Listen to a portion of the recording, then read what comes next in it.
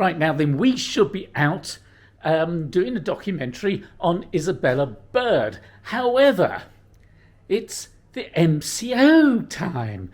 And it seems to go on and on and on and on and on, which forbids us from, I don't know, leaving the apartment practically, let alone going off around Malaysia shooting a documentary. It would have been a brilliant documentary. We spent an entire year preparing for it because, well, we should have been shooting it last year, but the MCO crept in and stopped us from shooting it. So we postponed returning to the UK so that we might shoot it when all that nonsense of viruses and what have you disappears. However, I'm afraid the virus has caught up with us yet again, and, well, it looks like we might not actually ever get round to shooting that documentary, which would be a shame because, well, quite frankly, the world needs that documentary. The universe needs it. We all need it. You know, travelling in the footsteps of a totally obscure Victorian traveller writer is well, it's just what everybody wants to watch. And so, what are we going to do in the meantime? Well, I tell you what we're doing. We have taken up art.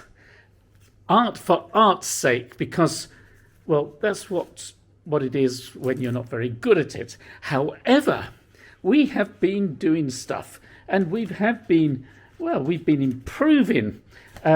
I show you how bad we were at the beginning, just to show you how good we are now.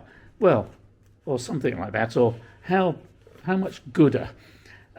Right, so here it is. I'll flip this around for you.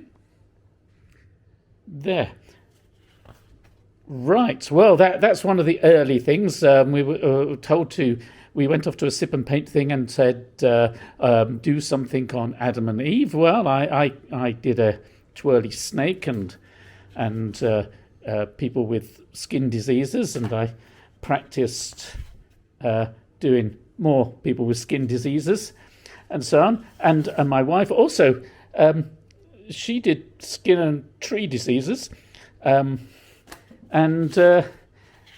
you know, I'm trying to get these bloody faces. Look, you see, it's acrylics. Acrylic paints are very hard to, you know, to blend and look professional with it. Well, you know, ooh la la and all that stuff. That was going to be the next sip and paint thing, something Parisian. But of course, the plague has stopped that. So I took out some charcoal and started doing that as well. Here's my wife's first self-portrait. It's well, it's not terribly flattering.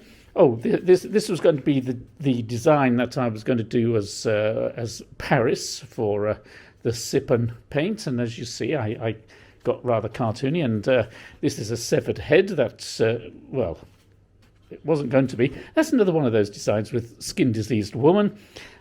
This is a portrait of my wife, which is a skin-diseased woman as well. Portrait of a friend of mine, and she's also got a rather pink skin disease. This is my wife's portrait of us. As you can see, we're beginning to get to look like people. This is her portrait of me. Now that's you know, that's almost, well, it's uncanny. It's like looking in a mirror and seeing a pink old man. This is a portrait of my father, which does bear an uncanny resemblance to it if you look at it at a certain angle, but I at least I didn't give him a skin disease. This is a pretty portrait of something or other, you know, sparkly. And here's my first self-portrait, which I rather think makes me look like something out of The Simpsons, but, you know, it does look a bit like me. And this is the sip and paint people. I'm sure you're really interested in seeing a picture of them. And, oh, right, I started charking. This is my grandparents.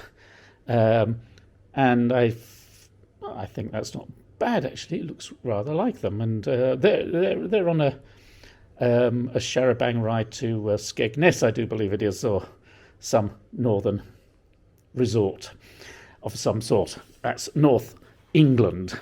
And here's a self-portrait of me when I had lots of black hair and less of the grey beard and so on, and a slightly crooked mouth, perhaps. But if you look at it, this angle, that's not bad, is it? That's looking, we're getting a bit of draftsmanship there. So I've decided to do something quite biblical here. This is a massive picture, and we'll see what it looks like as I carry on and go on.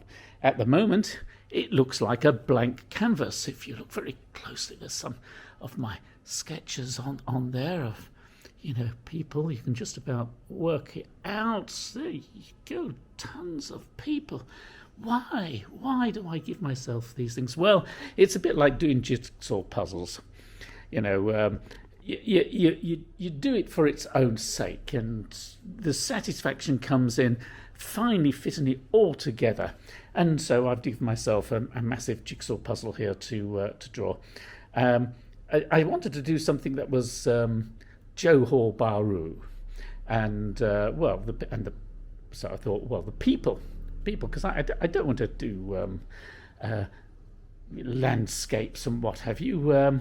They're boring. I want to do people, because quite frankly, I'm people starved here in lockdown land.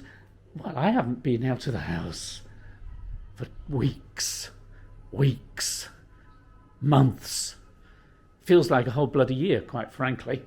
And look, you see, we've got this absolutely wonderful new camera that we bought for making this documentary that we were going to do.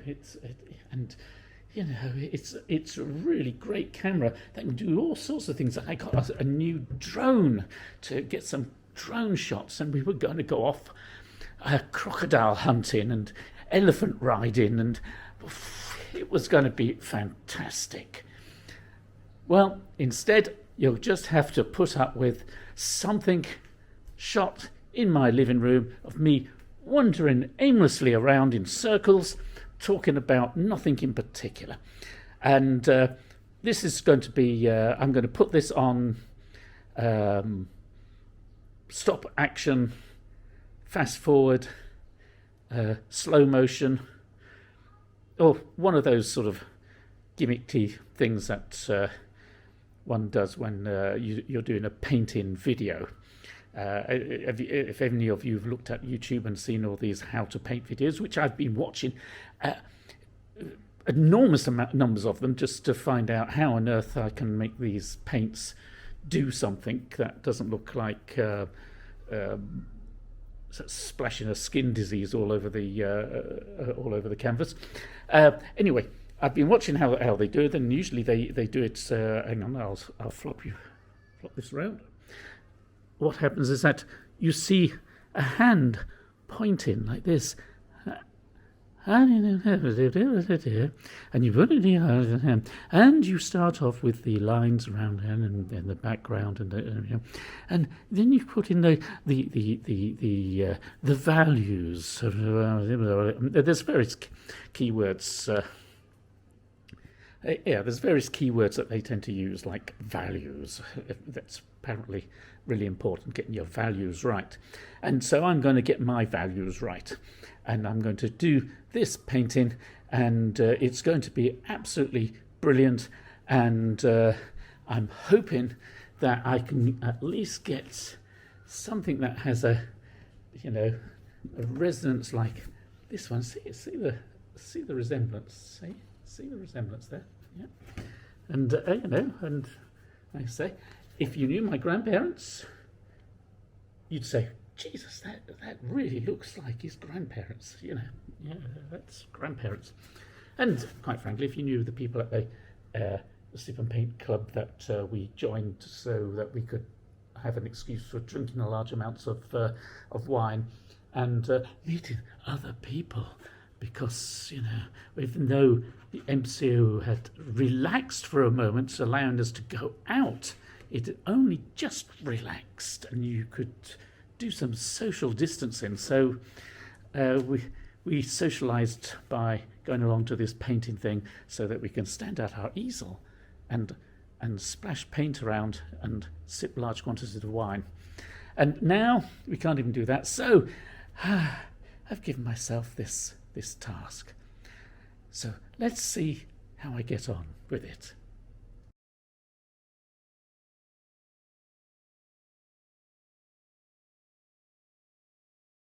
Lots of things. Well, you see, this was going to be one of the motifs of our Isabella Bird documentary, and because mosquitoes tended to kill off everybody, especially if they were British. And so she's now working out what she's going to paint. This is one of her many photos of flowers, because we've got a balcony full of flowers, or did have until she killed them all off by failing to water them or something like that. But she took lots of photos of them, and now she's going to do a mega picture, isn't it? It's going to be a work of art. None of these flowers were on the balcony. They weren't? No. I'm glad you can recognise what was on your balcony. So these were stolen from other people's balconies? No, these were taken round and about in Malaysia. These were all Malaysian flowers. Yeah, well, we would have Malaysian flowers on our balcony, wouldn't we? We would, but none of those... But the audience doesn't know that. We should tell them that these were grown on the balcony, so that we sound that we really... These flowers were grown on the balcony, and I'm going to try and put them into an interesting bouquet on this blank canvas, and then see what happens later. Right. So, it's a competition. Who is going to finish first? Are flowers easier to do than people? So I'd better get going. I've got a head start, in as much as I've drawn it up. But I don't know what it's going to look like. I have no idea in the end, because so far all my attempts to draw people and paint people is that they all get a skin disease. So hopefully they'll all look fresh-faced and unpockmarked and unraddled by the ravages of time.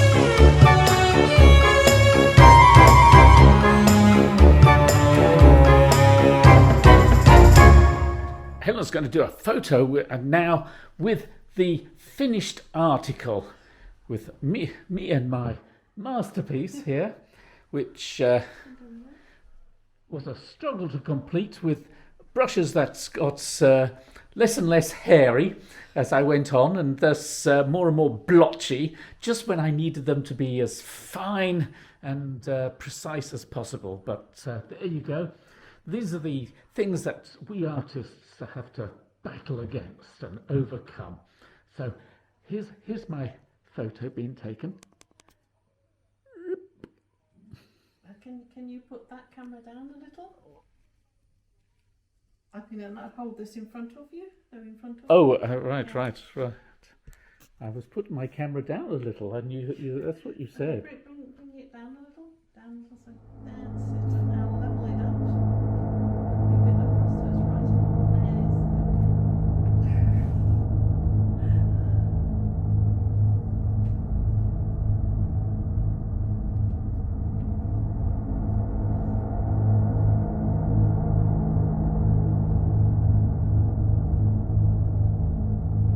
There's the angle just seems so wrong here. Just stand over there. It's just you've got the two pillars. 2 pillars of wisdom. The bars behind you. Right. See, this is the fussy things that I have to go through just to get a photograph here. I'm going to stand here. Right. There. Right. Okay. There.